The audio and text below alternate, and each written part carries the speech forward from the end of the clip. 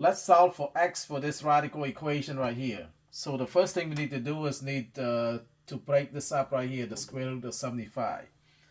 So the square root of x plus the square root of 3 is equal to, so 75, we can break that down to as 25 times 3. The square root of 25 times 3. Okay?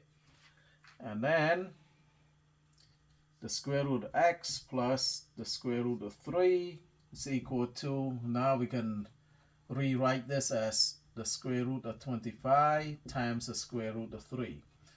So you know the square root then it's equal to the square root of x plus the square root of 3 is equal to, the square root of 25 is a perfect square, just equal to 5, and then times the square root of 3.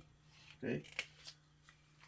Now we want to bring, we want to isolate x, so we minus both sides, the square root of 3 minus the square root of 3. So square root x equal to 5 times the square root of 3 minus the square root of 3.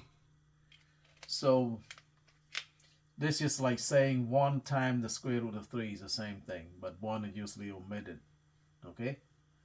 Now the square root of x is equal to, so 5 minus 1, because since the radicands are the same, you can subtract it. So 5 minus 1 is equal to 4.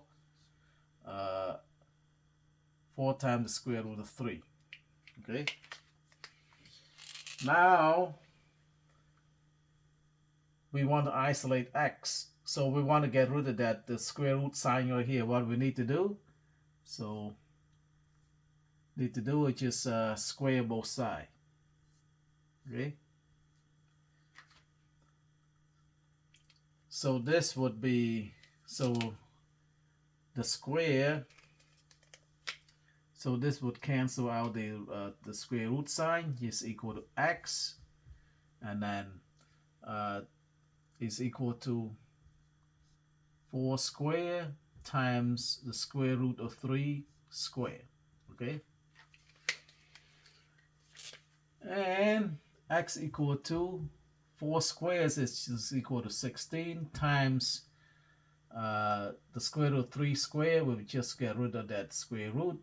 So times 3. So 16 times 3 is 48. So that's your answer. Thank you so much for watching. If you like my videos, please like, share, and subscribe. Bye-bye.